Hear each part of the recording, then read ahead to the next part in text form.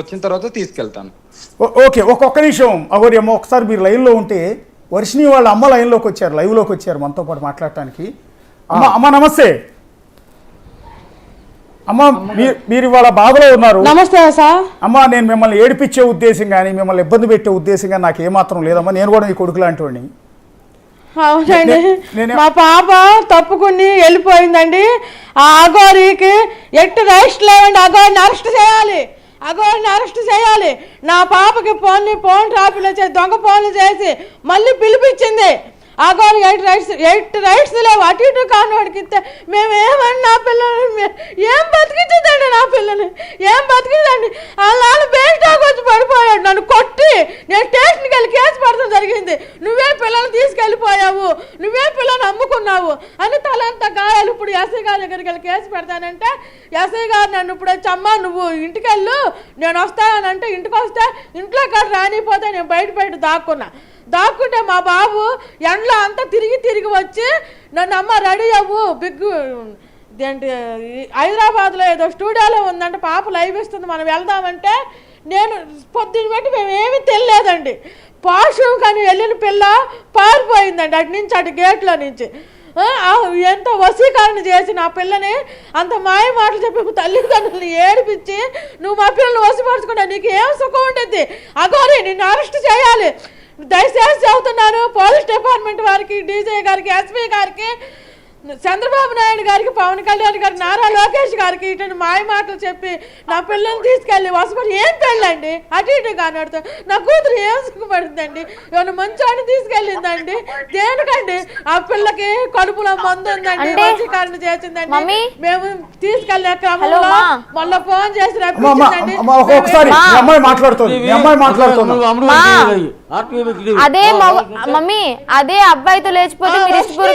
అదే అబ్బాయితో లేచిపోతే ఇష్టపూర్వకంగా పెళ్లి చేసేవాళ్ళ?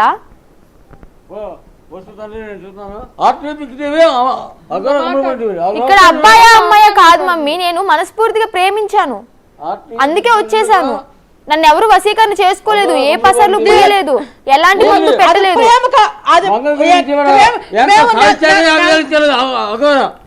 నెల రోజులు మేము మెడికల్ టెస్ట్ లో ఉండాలి. నువ్వు అని అంటే ఎందుకు వెళ్తున్నావు? మెడికల్ టెస్ట్ ఆల్రెడీ హాస్పిటల్ వెళ్ళాను. మీ డబ్బులు తీసుకున్న సంగతి అందరికీ తెలుసులేదు. మీరేంటి తాగేస్తున్నారా? ఇప్పుడు ఏంది తూగుతున్నారు? ఏంటి తాగేస్తున్నారా మీరు?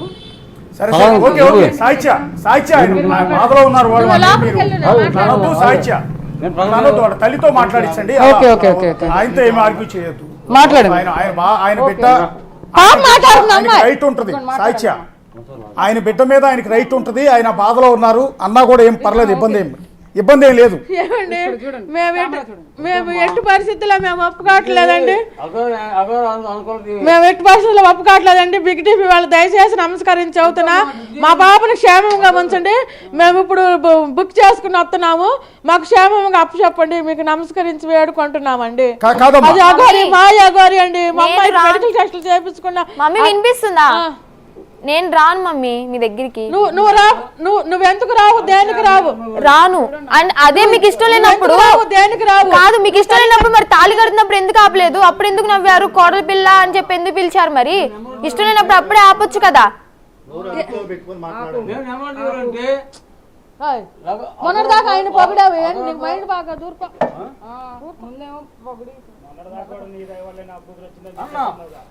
వీడియో వాళ్ళందరూ సహకరించారండి, ఆటీబీ ఈటీబీ అని కాదు, ఆయనకి మైండ్ బాగా. అదిలే ప్లేట్ తిప్పింది నువ్వేనా కోటయ్య?